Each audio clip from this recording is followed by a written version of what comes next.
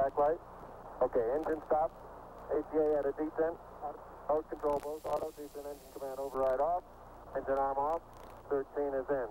We copy it down, Eagle. Houston, Tranquility Base here. The Eagle has landed. Roger, Tranquility. We copy you on the ground. You got a bunch of guys about to turn blue. We're breathing again. Thanks a lot. And we're getting a picture on the TV. There's a great deal of contrast in it, and currently it's upside down on our monitor, but we can make out a fair amount of detail. Okay, Neil, we can see you coming down the ladder now. Sunday, July 20th, 1969. Around the world, nearly 1 billion people watched this moment on television as the first man from Earth prepared to set foot upon the moon. At the foot of the ladder, the LEM footbeds are only depressed in the surface about 1 or 2 inches, although the surface appears to be very, very fine-grained as you get close to it. It's almost like a powder. Ground mass is very fine. I'm going to step off the LEM now. That's one small step for man, one giant leap for mankind. I believe that this nation should commit itself to achieving the goal, before this decade is out, of landing a man on the moon and returning him safely to the Earth. All that we have accomplished in space, all that we may accomplish in days and years to come, we stand ready to share for the benefit of all mankind. As we explore the reaches of space, let us go to the new worlds together. Not as new worlds to be conquered, but as a new adventure to be shared. Since the earliest time, man has imagined this moment. The moment when his fellow man would make the first journey to the moon. Now the time had come. In the 6th decade of the 20th century, the ancient dream was to become a reality.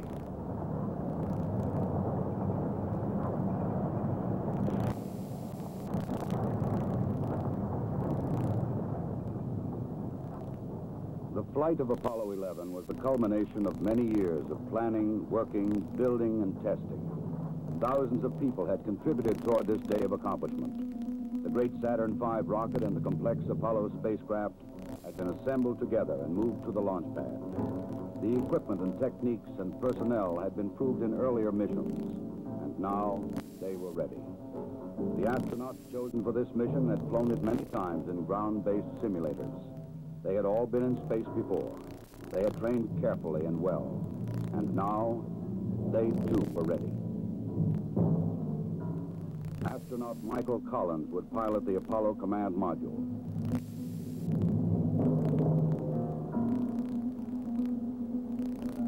Astronaut Edwin Aldrin, Jr. would pilot the Lunar Module.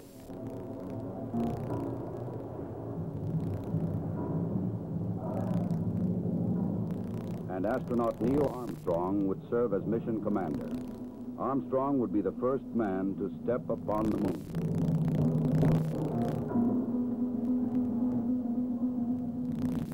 July 16th, the day had come. The moon awaited. The men rose early, ate breakfast, and dressed in their spacesuits.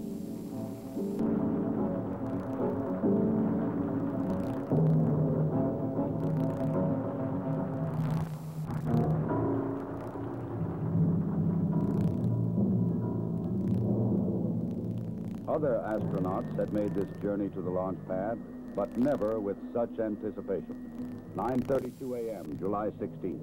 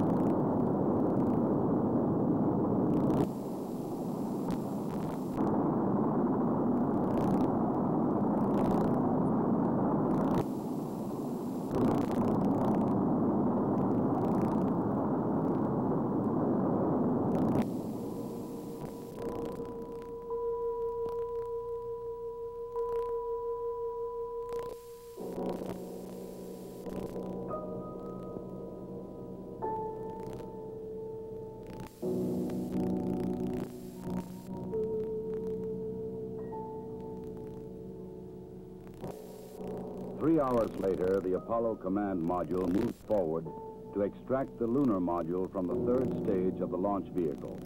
Both are moving at more than 17,000 miles an hour. Docked together, they will sail 250,000 miles across the sea of space and into orbit around the Earth's nearest neighbor. Loud and clear now, Mike, and we understand that you are docked. During the 3-day journey to the moon, the astronauts kept busy. Checklists, navigation and observation, housekeeping.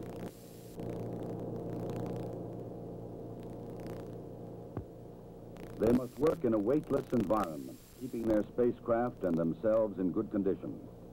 Data must be collected and reported. Experiments must be performed, including photography both inside and outside the spacecraft. Because of the film speed, these actions appear faster than they actually were.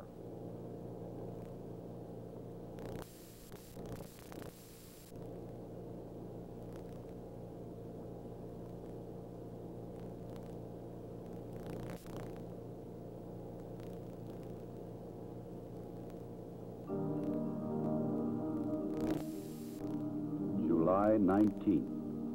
Apollo 11 slows down and goes into orbit around the moon. The bright blue planet of Earth now lies 238,000 miles beyond the lunar horizon.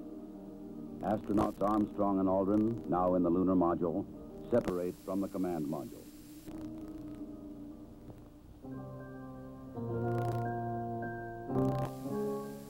Astronaut Collins remains behind.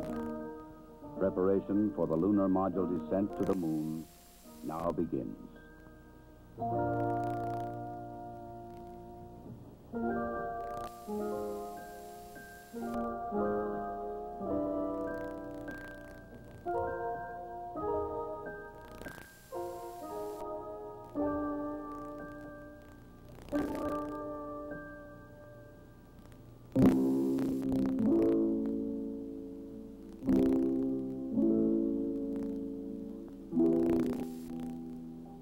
The command module assumes the new name, Columbia.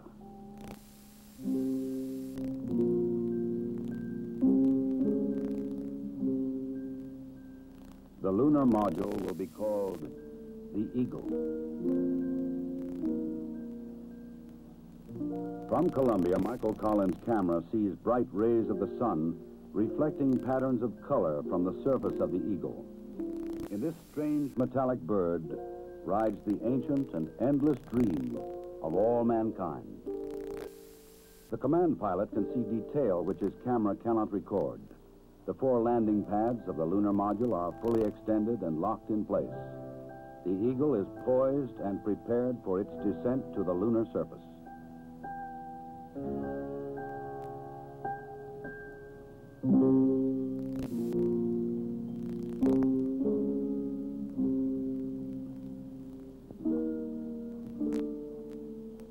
The moon landing craft rocket engine fires to slow it down and to place it on the pathway to the landing site in the Sea of Tranquility. There is tension and caution as the Eagle flies lower. Warning lights blink on as the computer tries to keep up with the demand for control data, but the status remains go. Eagle, we got you now. It's looking good, over. Roger, copy. Eagle, Houston, after yaw around, angles, S-band pitch, -9er, yaw, +18. Roger, you're a go to continue power descent. You're a go to continue power descent. Altitude now 21,000 feet, still looking very good.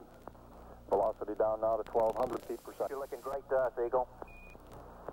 Give us a reading on the 1202 program alarm. Roger, we got you. We're going at alarm. Good radar data. We're now in the approach phase, everything looking good. Altitude 4,200. Houston, you're a go for landing, over. Roger, understand. Go for landing. 3,000 feet. Program alarm. Altitude 1,600. 1,400 feet, still looking very good. 700 feet, 21 down. 33 degrees. 100 feet down at 19. 1201. 1201. Roger, 1201 alarm. We're go. Same tide. We're go. Altitude, velocity light. 8.5 down. 220 feet. 13 forward. 11 forward, coming down nicely. 200 feet. 4.5 down. 5.5 down. 60 seconds. Lights on. 6. Down 2.5. Forward. Forward. 40 feet, down 2.5. Picking up some dust. 4 forward. 4 forward. Drifting to the right a little. Good. Okay. Contact light. Okay, engine stop. We copy you down, Eagle. Tranquility Base here. The Eagle has landed.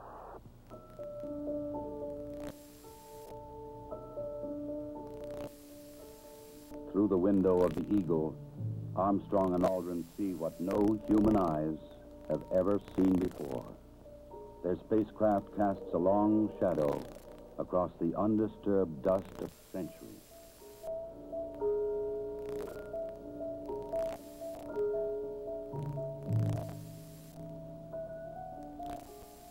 Seven hours after landing, after careful preparations for later ascent were completed, Armstrong opens the Eagle hatch and begins his climb down to the surface.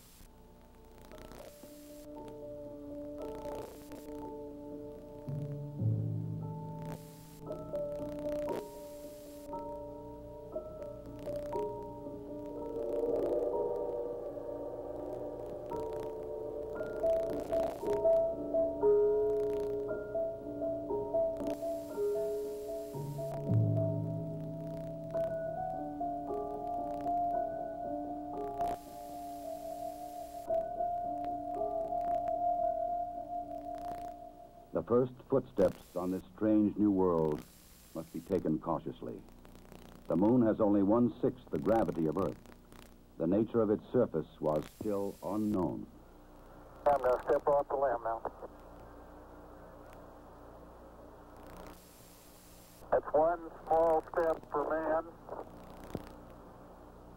one giant leap for mankind.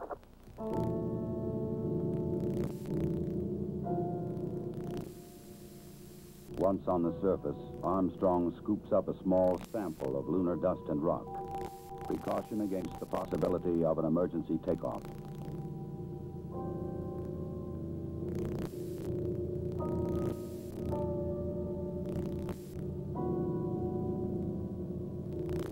According to plan, astronaut Aldrin now descends from the Eagle. He and his equipment would weigh 383 pounds on Earth. Here, they weigh about 66 pounds.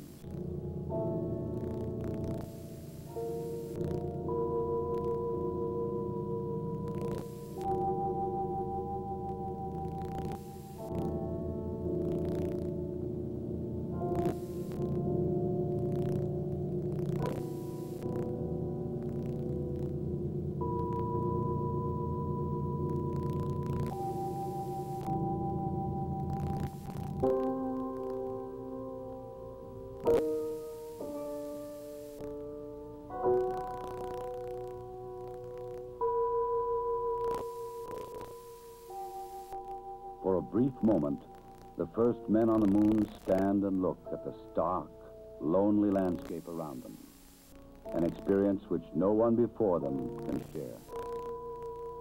But there is much to be done in the limited time which they can stay on this airless, cloudless satellite of Earth. This sheet of metal foil traps and holds particles from the sun, the so-called solar wind, or barrage of solar energy, which constantly strikes the moon's surface. Results of this experiment will be taken back to Earth to reveal new secrets to anxious scientists.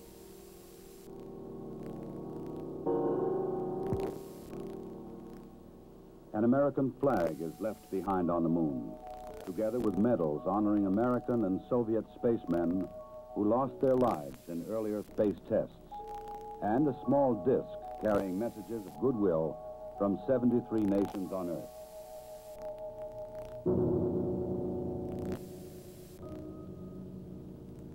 A plaque on the lunar module reads, "Here, men from the planet Earth first set foot upon the moon, July 1969 A.D. We came in peace for all mankind. Through a specially made television camera, viewers in many nations on Earth were able to watch the astronauts as they walked and worked on the moon. Despite the bulky spacesuits and the backpacks containing oxygen, temperature control, and communications equipment, the Apollo 11 crew found they could move easily about the surface.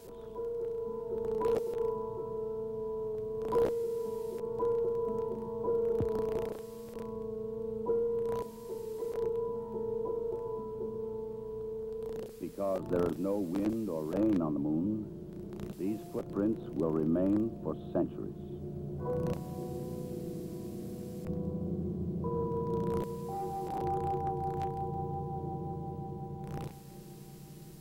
In addition to collecting rock and soil samples, the explorers leave behind a seismometer.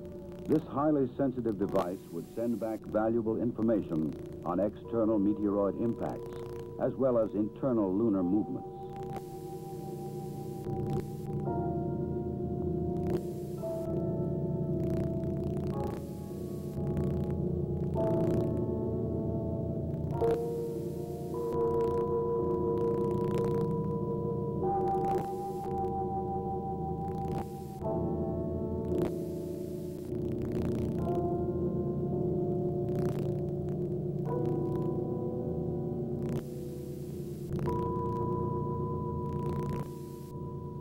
A 100-prism laser reflector would help man to measure the exact distance from Earth to Moon to an accuracy of 6 inches.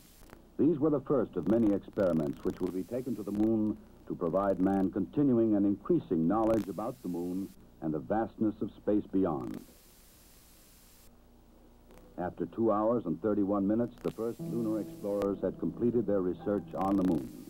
A night of rest in the lunar module, countdown preparations, and they were ready to come home. Tranquility Base, Houston. Guidance recommendation is pings, and you're cleared for takeoff. Roger, understand. We're number 1 on the runway. 7, 6, 5, work stage, engine arm ascent.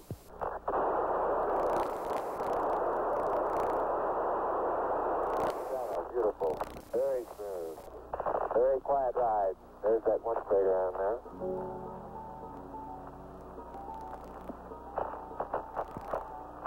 1,000 feet high, 80 feet per second vertical rise. Eagle Houston, you're looking good at 2. Ping, zags, and missed in, all agree. We got right down US 1. Eagle Houston, going right down the track. Everything's great. Horizontal velocity approaching 2,500 feet per second. Roger. Some 120 miles to go until insertion. July 21st. The Eagle and its 2-man crew lifted off the Moon perfectly and climbed slowly to rendezvous and dock with the mothership, Columbia.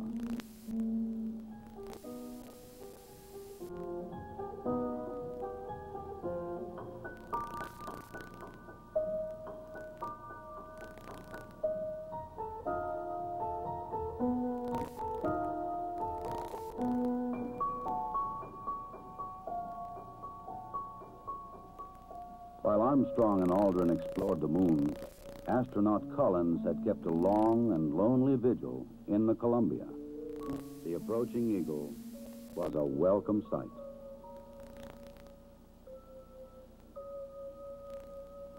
Later, the 3 men would share their reflections on this adventure with the world. I believe that from the early space flights, we demonstrated a potential to carry out this type of a mission. And again, it was a question of time until this would be accomplished.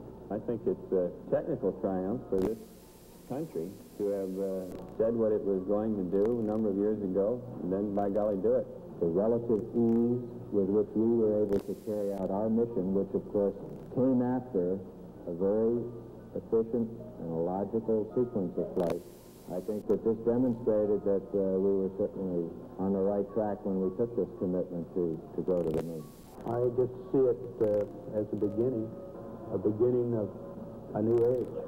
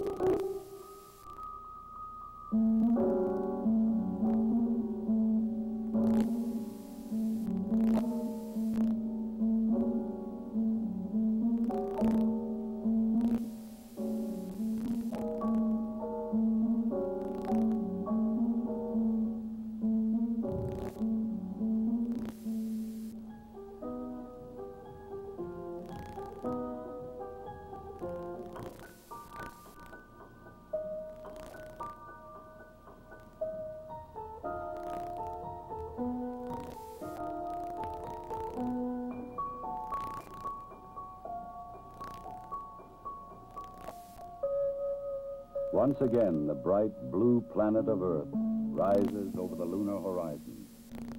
For those who had witnessed man's landing in the Sea of Tranquility, the moon would never again appear quite the same.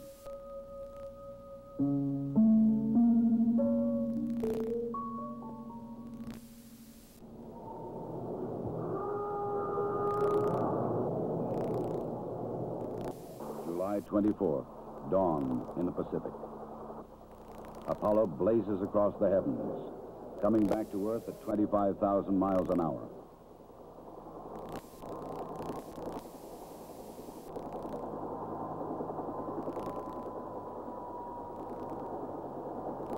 President Richard Nixon, who had talked with the astronauts by telephone while they were on the moon, was waiting aboard the recovery carrier to welcome the returning voyagers.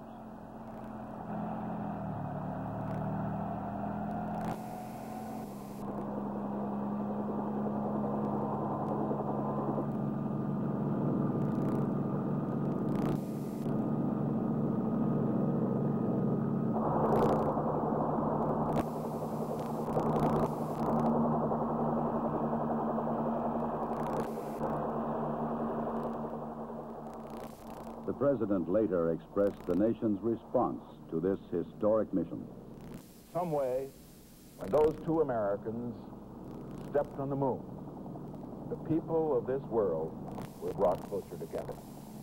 That it is that spirit, the spirit of Apollo, that America can now help to bring to our relations with other nations. The spirit of Apollo transcends geographical barriers and political differences. It can bring the people of the world together in peace. To protect against any possible lunar contamination, the astronauts put on airtight special garments before coming aboard the rescue ship.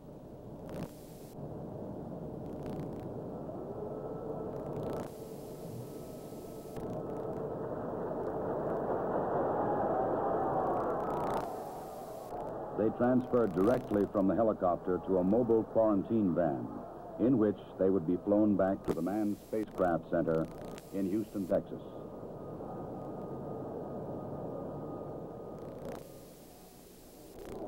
July 27th.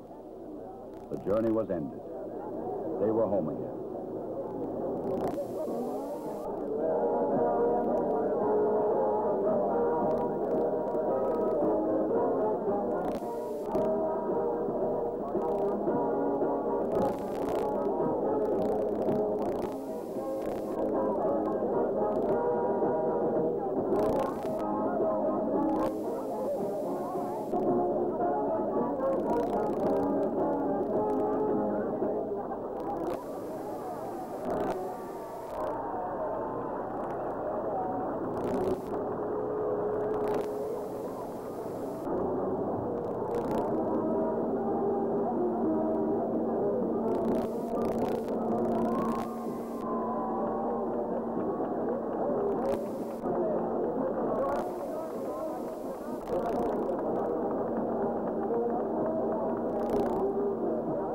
Ahead lay 3 weeks of isolation, medical tests, and mission debriefings.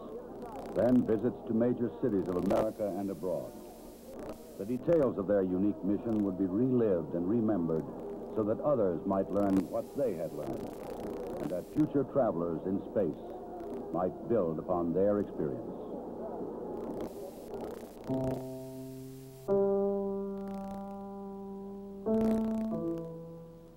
The rock and soil samples brought back would be examined and analyzed by scientists in many lands.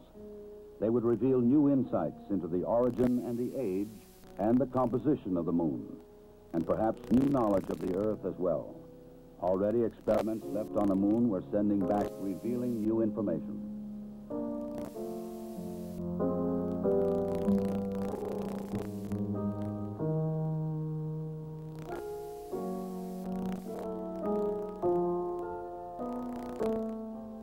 The mission was successfully completed.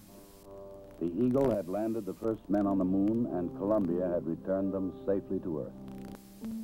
Wherever man journeys tomorrow across the ocean of our universe, history will remind him that Apollo 11 was mankind's first encounter with a new world.